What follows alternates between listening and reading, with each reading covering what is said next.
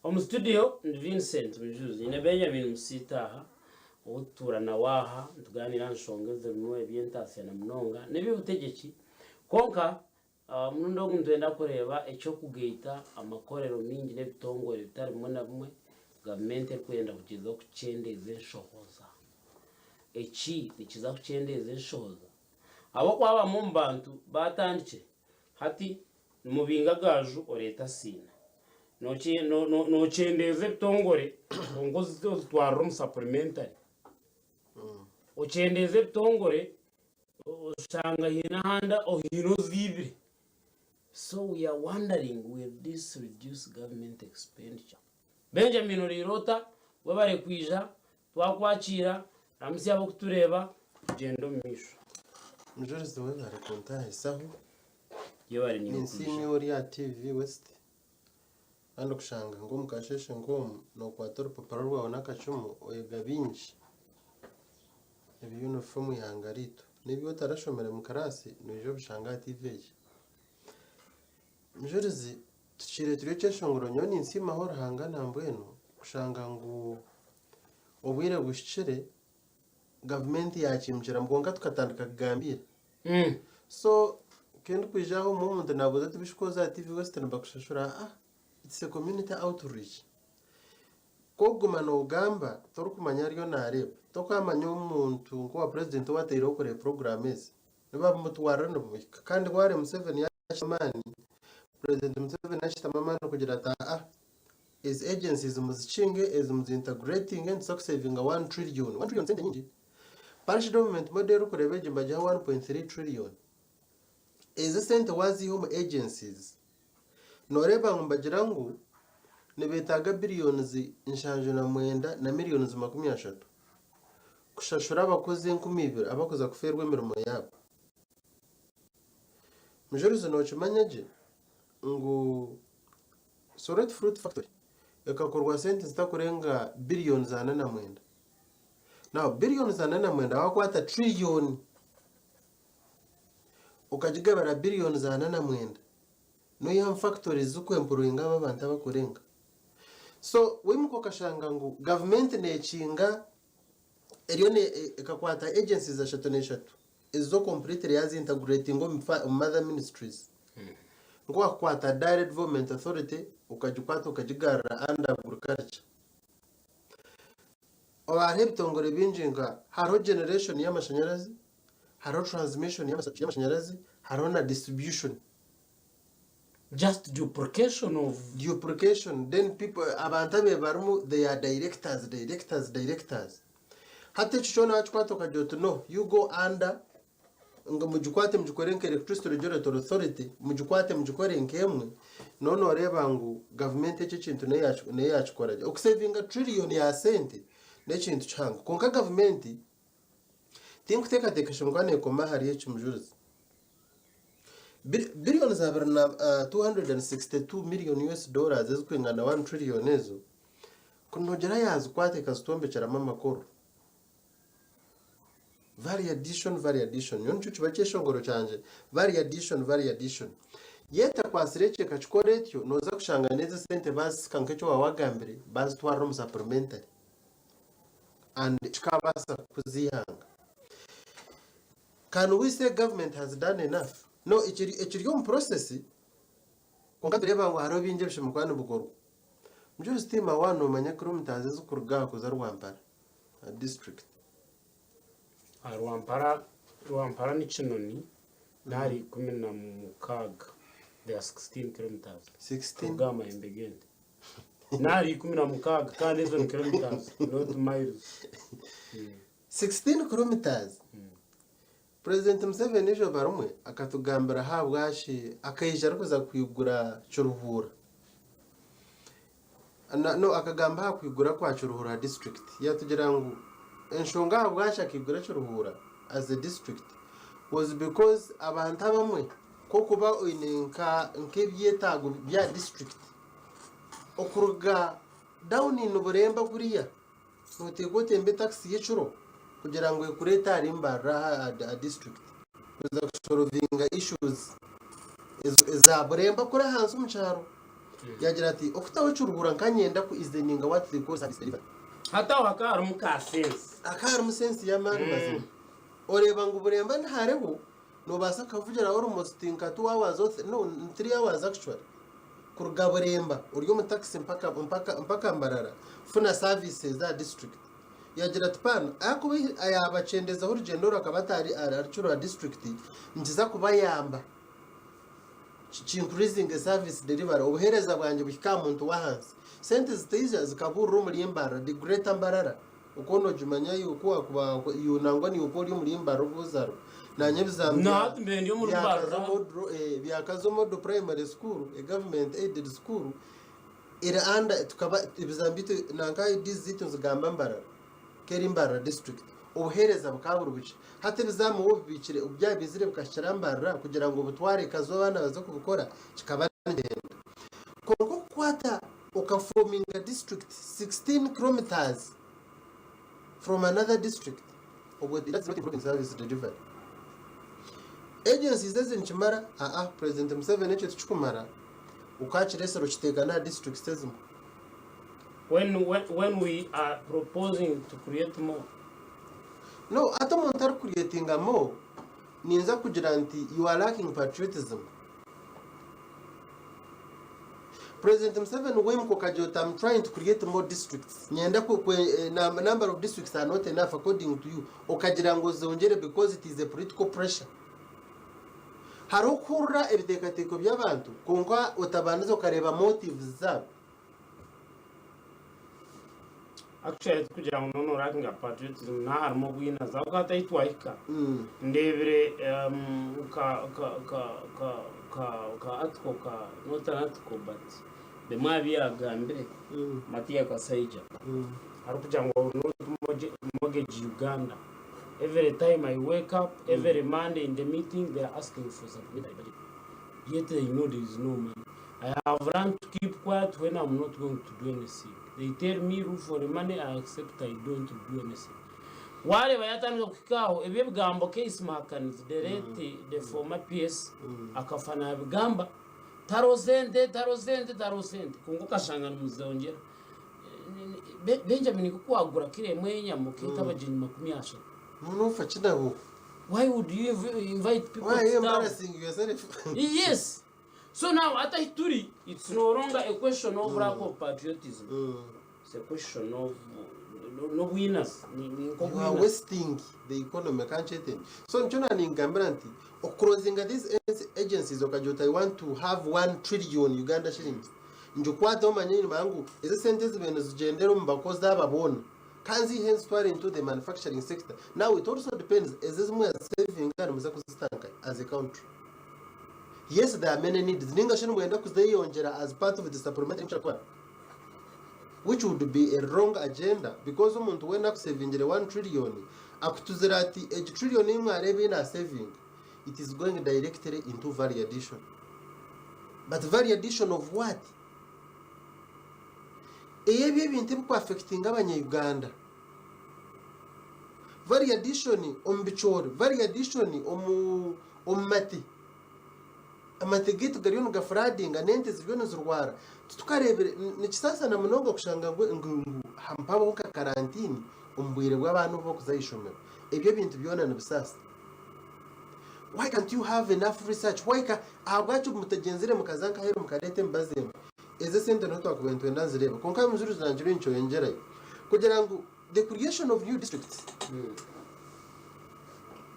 Kuwashanga ngo Rwampara okuno kundi yanga.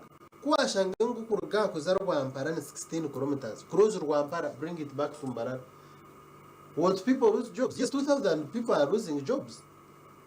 Konka bwe wabarabanda uko bari mu district omwe.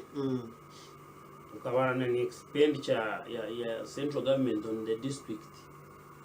Abwenche sente zo tax spending was zukeza abantu abo heza. No, na nebire binje. Nujya kushanga nga targeted revenue za Mbarara as a district, inclusive the city, it are around 11 billion. But is that collecting nka 6. So there are a lot of inefficiencies as we are trying to break these agencies. omuntu wena kufira ahansi yemwe nko kujoti President Museveni we patriotic president okimichire nyo I did not see the relevance. I come from Kazo district. Tindu kumanya relevance yo ku breaking a Kazo from Chiruhura. Actually it's fun mnongo hatinga It is so fun. Kazo and Chiruhura, they are the same. There is no difference. No, they were just creating opportunities for people to get And you cannot on the taxpayer. Actually it's a burden on the taxpayer. Tokobasa creating a Kazo as a district. Okay, ndangwegere MP arufutana no wacu Ruhura. In MP w'umukazi? Yes.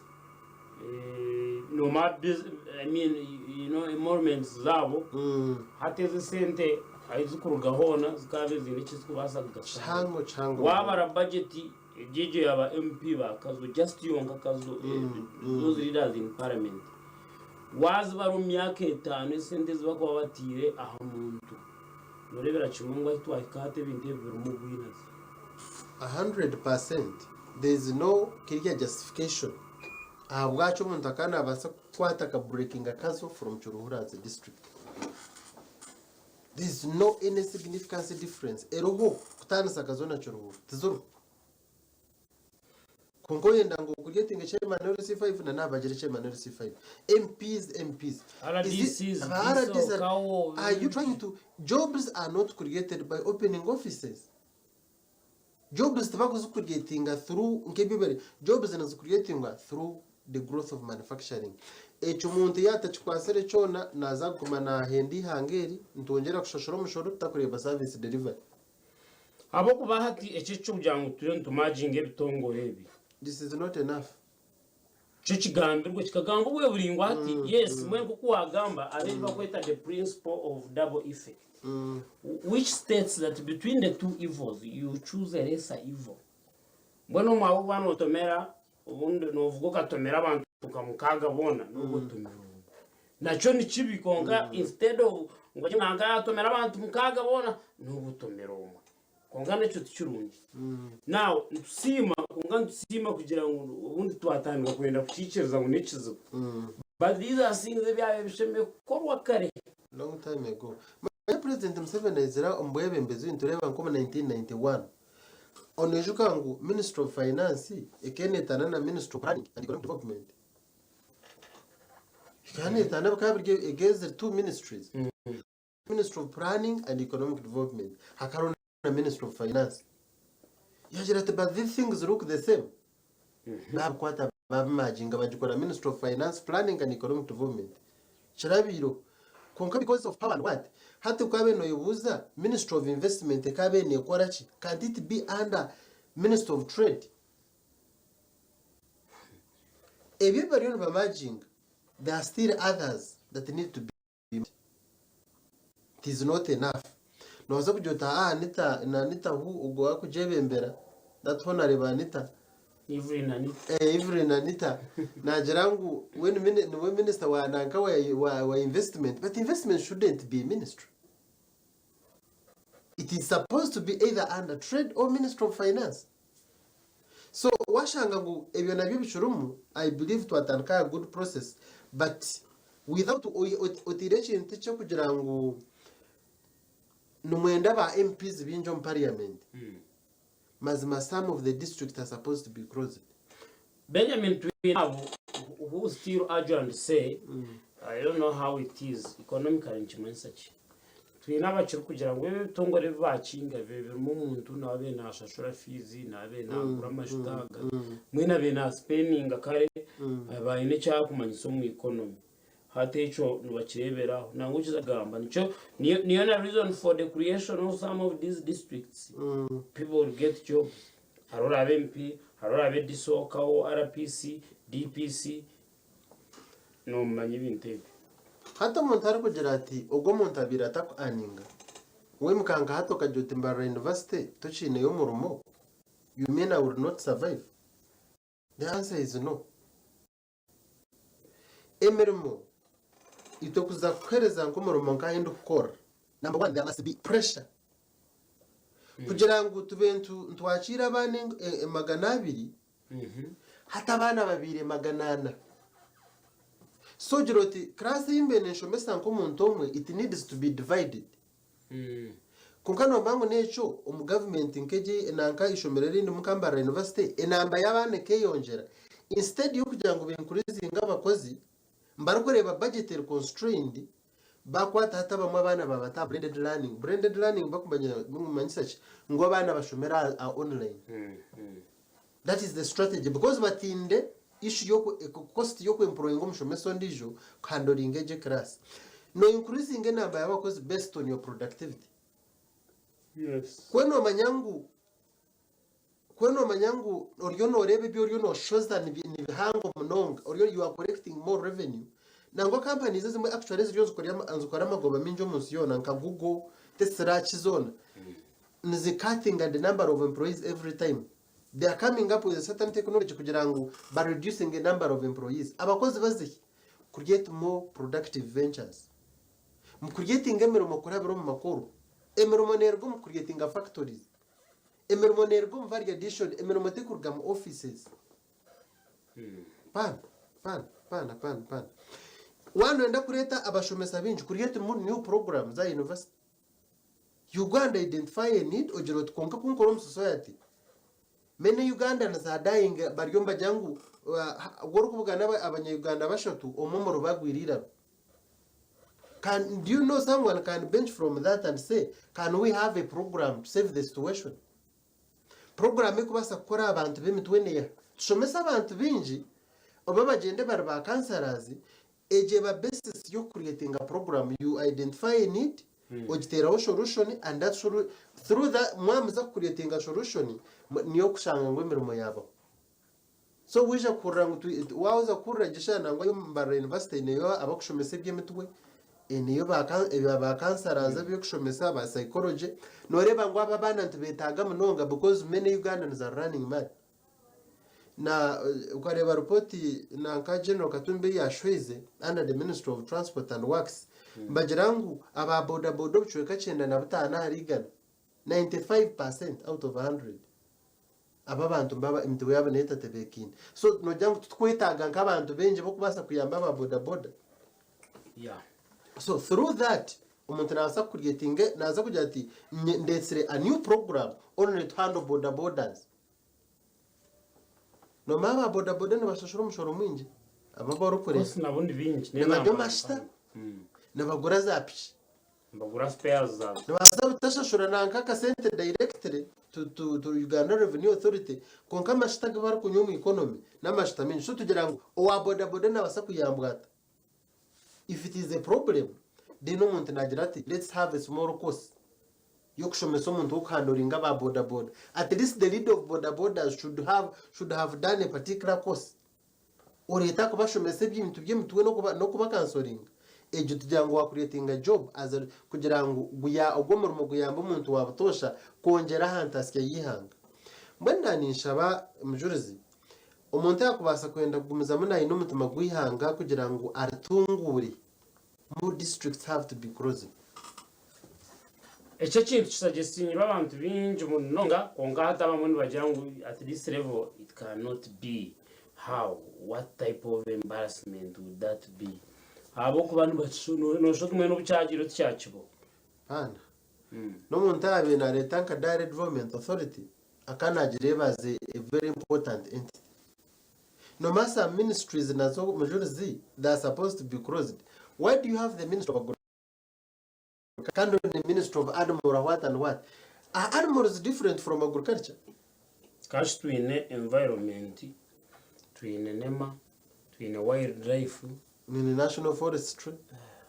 Now web you echurunje na berebo muri city eyebintu meba ryomba merging. Ibenda kujukora one entity that is important. Konkana nka karumukagamba kugira ngo tinde kureba enshonga habwaci no tanasa Ministry ya Agriculture ukajihai ayiyo yabarisi. So it should be just a directorate under the Ministry of Agriculture ngwaba they specifically handle animals aba they specifically handle crops.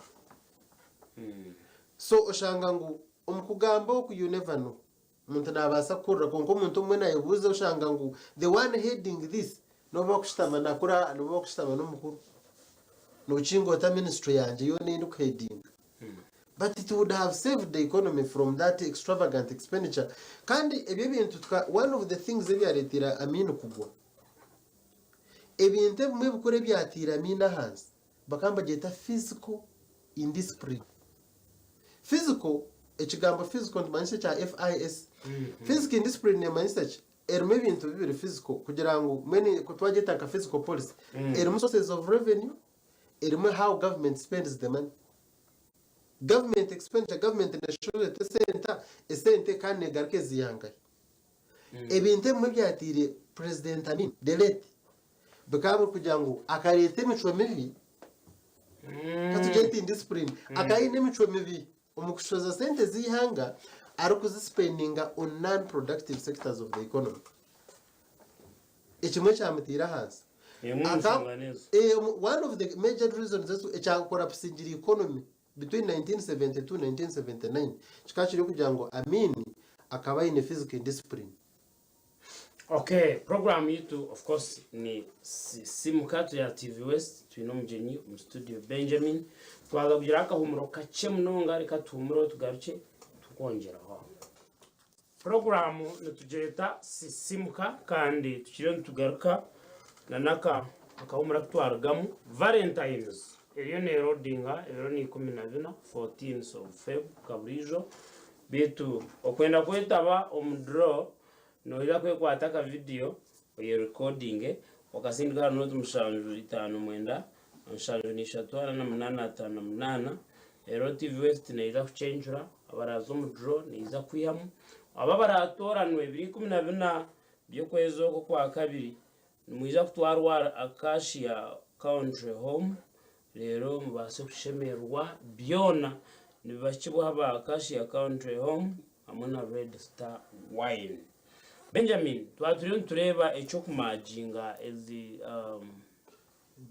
agencies government agencies nangwa twareba n'ibyangu haruna n'ibyabe byakozwe bishemeye kuhindurwa konka twaturiyaje kugira ngo emirimo neza kucendera mu bantu konke byona tubiramisho how best can we create a way y'abantu tunge mirimo abo kuba hatuwaza kwetegereza and this is everywhere because even in Europe nandi amahanga ekizuba kimwe kikwerekereza government n'imirimo etaro nka government age hati no baza kubona nkaho utungo mugisaba jengwiro do kugiye kuwagambira president Museveni ninga government iyo nko muntu noteka ako ari ekizuba no shomiso mu matendekero kuba ku rugambaza I don't know kore no juru wiro kabavugana konka noreba ekizibe cyango kiruho n'imirimo itakurebe. What can be done kumara hwibura ry'emirimo omuyanga okano kimanya ngo emirimo yabe eruhoje kimanya sangwa abantu bari bakora no district was closing atine chikoba cause jobs will be available ebintu mwe ntwere ni kugambira haha ngo hariho stage Uganda yagurikira mukura kwayo kiyabeneye kurakurana nabwo nchirize ngitandikira hari President Museveni's government hari ibintu bibakozera haza bakabuka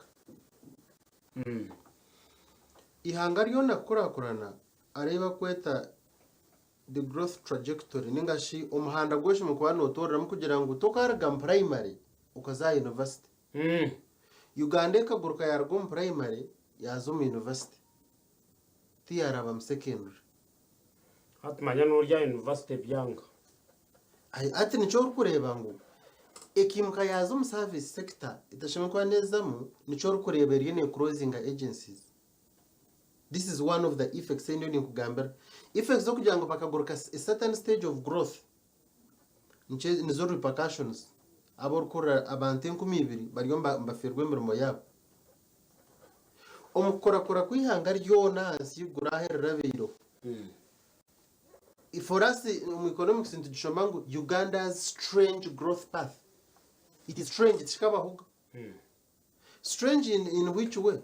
Strange kugira ngo ihangane rwata rubariyo mbyumbu hinji bareta tractors bateka mu center abantu bagurukarike bacheza kubatamu aba bantu ba increasing production gagarya mate ureba ngo garjero million hatiryo billion zitano za retazi buri mwaka byaba iby'ibicori ureba production y'ibicori byarenga hati government icyo gukora next neyombeka amakoro go kunshwaringa quality kugira ngo ibicori kuba bisharura aba bantu babyankankaye ibicori byanyu babinga because of aflatoxins ahabwacu mutako bukorera value addition mukagira ngo mwabyiha kuri machines should harvest ibicori kumarage ko harvesting ibicori na machines bitakwato witaka babishuburre babyogeze mu machines zindi machines zibyomi kuzabyome muhiyemo akahunga akomushe mukwana muguzahera tumukutwara hero njuma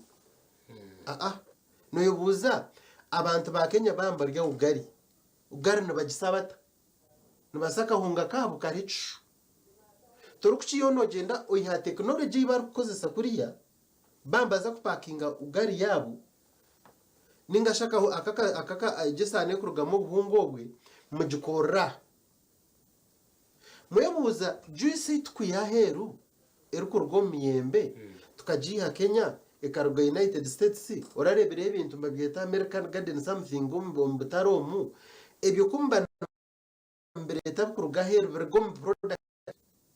Can you have a franchise because I know it is hard on Uganda kombeka factory Mujurizi toki mukahijoberi okombeka factory yemiyembe ngo shozo juice yemiyembe ugendo juguza America you cannot even in Uganda zo trade imbalances Trump afana China. Why not? Yenizezo ahabwachi we don't believe in your quality. Noza kwita abantu umunya-Uganda na feremye ahamyaka nkaga nebiri omuri Japan wabo na fera myaka 88 harho there is that big difference ya almost nk'imyaka 20 bakukiza hatoshi mukwano banzo kamanya juice ibaguzo muri Japan ne bana bajuguza bata hatoza Japan mbagira ngo tari ikintu cy'isiyansi yigura go to Japan reba umuntu arukora juice mushabo byo tuza kwita karyabasha nza kwereza n'abakozi no kubana bashashora sente ojo mbeke branch ya factory yawe tukujeta it is wrong for Uganda to start a manufacturing of gas. It is wrong. Uganda yanenda ku manufacturing motoka z'amashanyarazi nirgaheza ezuwa Tesla Elon Musk Elon Musk we have enough market in Africa. No more convincing Elon Musk ngwatanke producing a Tesla cars from Uganda because say Ugandan raw materials amahanga ngo gakora as abara bari no bombeka factories zabo no rebo kuba no bakora no leta ba Benjamin no leta ba Mujurizi bazo mu makoro rabo barebe ibintu kubukorwa alongside Tesla yeryaha ninga show muntari nakora juice ryaha Uganda and start building the same branches with the same quality. That's how countries grow. Uganda escaping ekibemba ko imbeta industrial revolution. Tutorarabiro mu gukora amakoro kushanga ngo nitugombeka amakoro agakobasa ku increasinga nanka kogombeka amakoro abantu abakubana bakora mbinje bashashore bakweta peyi peyi ejeje bagikoza nka service sector. So abo kugira ngo mukaskiping industrial revolution ukawuromshe jomo who skipped the queue majara koza amama ngwakenda kuguruka line so na ukayabe yachuburuza mujenzo na wakachuburuza yachuburuza umuntu atabwacho no enda kuguruka kaho botakashye so na Uganda yo rukurebeji I think ababana ko President Museveni ko baragira umunanko mu kishaka babara kwetegereza ikintu cha the relevance ningashi umugasho gwo kombeka makuru hazabwe abo kugira ati emerubone creating let's go back irokoze kabare obabuze kabare numukoraki mukwate obumondo bumukoreba bukuruga China baguzo mu supermarkets mu bwiyeho tumukubuyo actually you make the same product ekuruga kabare has a replacing the same quality. How do you ensure clients baza kunde yawe? It's a matter of meeting the standards. Tagamo kuimposing. No, aramo ntwenda mo positive dictatorship. Uganda Bureau of Standards is one of the weakest institutions at government age. No basa kugira ngo baje ha sentence, but the issue is they have not done their job. tabakozere muri mugwenyine ugukuregulating quality of the products which are being manufactured akatari. So umukuyamba ntabwo tagire no katugire ngo leave the district nko kuzaziriya uko kuziri.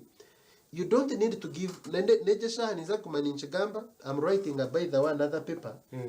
Nigire kutunga ho report mu district emwe ho mu Western Uganda ngo parish development model the beneficiaries abakugira ngo baganyirwemo abantigana n'abanti 10 ngo abwa n'abanti 10 b'abanyarwanda batongera sente za parish development model one person benefited abantu bajanguza ko kamanye bagaruka wana garuka comparison. I'm writing that paper very soon neza kuba published mbe ni correcting age that mbakugira ngo na no gumwe out of 10 na yabire ne shine. So now the question is, where did the million go? No, sente turiyo muntu na sakora okhereza sente aboro ngo barugombo is it true? No. Oshomera ho Mujurizi bakagambira ka statement ko kugira ngo water will always find its level. Washka meza. Nagaza kutambara mpaka geke kutaramira. Gabe no gas stopping. Na ne sente it is a row of money. What are organization neje ya TV West okanaga mburyo mukamhu kadi 10 mukashesho omuntu ine cyaro kuguza no wakuzaganyirwa mu nonga nibaza umutwara ko ine bakwenda owa kantina ifa no warukuza kuganyirwa mu nonga kusinga imaba kwa 10 million. In other words, a sentence gender zigarka to someone who is producing something, someone who is initially naguza. That's the row of money. So makujangu the 1 out of 10 of those people who got parish development model money were actually doing something. Akabaye nembuzi na terane bigombe bye kabaza muhire bareba yayiyongera. What is the way forward? Get that money because umuntu wena kubarya hansi toka mukoza by giving them direct cash. That is according to me. Umuntu wena wa hansi wena tabakukura urukubaha direct cash. You give them incentives. Incentives in kembo na chinkembo. Nembe bono bati kuba hembe bo bahereze yayi nembu ziryo nzitwe enanga nojo muyambe mbazo jumushikiza heyi. Konga to kumha cash You can't give them cash. Ejo theory I can prove it. Nyendanka hat President Museveni anyete agenda nyoreke where did they benchmark from? If there is nothing new under the sun, where did they benchmark from? Ngwihangere ryagirero kahereza abantu sente zabusha. Okamureba mu G77 arokutugambira. Arokosa theory ya Keynesian itukuchura koso economics. Ngo America kibarebere mu there was a great recession abantu kabatine sente zo kugura ibintu by'embirgo factory. Eba kweta government intervention. How does government intervene? Government intervenes by giving them what to do. Bakaba batimsebiyina omwaze bagera mugaruke mbigazi kugira ngo you are not wara sente, you see value of what you have done. Tokubasa kwimuka okananko kwenda kugira ngo oyende kuzihanga okahereza abantu direct cash kandi urukumanguna na cash yiwabahereza actually they will not pay it back. Okay. Benjamin gira kagambo kwa uzaba kutureba. Government priorities ezimutire mu kuzihanga they are not correct, some of them. Because they become garra government. Umunya-Uganda inamani gawe inokora tariho batarukubaye ngo hariho ihanga hira kuzire hona ninga family yakuzire because certain family kija yaba hasente. Na government ze kugambira ja parish development model abamo muri muza kwirukanga mugende mbere kuzishashura. Abinje baza kwirukanga kwenda kwinyaga mbabaza ko batamebwe mu mushoro gura graduation and tax mushoro gomutwe nibyo kwenda kwija kubaho if government is to force them to pay back that money. Konka government mukakwasire sente mugende mushome nyino ho publication inakozereho ya parish development model no operational wealth creation. Nkabani advising kugira ngo it was a very grave mistake of shifting from parish development or operational wealth creation makazo parish development model shifting completely mukajinaga operational wealth creation mwajito parish development model mukabana muzagumana mukwata 80% eyeri emitwaro kinana mugihe mabantembu emitwaro 20 yumo mabahakashi it's a grave mistake kwereza omoro cash ndahuriro ndizo muntu nakigamba ngu orakirebero abantu kutungura batungukire babahire sente mu ngaro kandi kwe nyine kirinke kitine kiri ongano re cash ne kundwa kuba kugikwa mweno shopi yabaje ugura hakanya bati tubukira kukora emirunde minjo ndijo akagira ngo akariye ibagira akarabyo mwe nakomesa kiro zenyama buza bantaba muze president Museveni atuzukire abo kumuterera karu nkebyo so nibyebyo nyenda kusima Benjamin yebare yowaryokwe yebare okuyakigamba buri omatamanu mucyakora okutunguka nimbiri byo mutari hange yatungukire by accident nande kwaro strategy there was a strategy and there was positive dictatorship democracy tekuzihanga na norengo rw'umuntu niyo tokagigara by accident no at least no woine echo yo nokora ekikubasa kurugama ekindi konga tuza kugira utinyo by miracle I will be this then abasima gatwakire bisinsi no mukira kakasigara program Sisiimuka TV West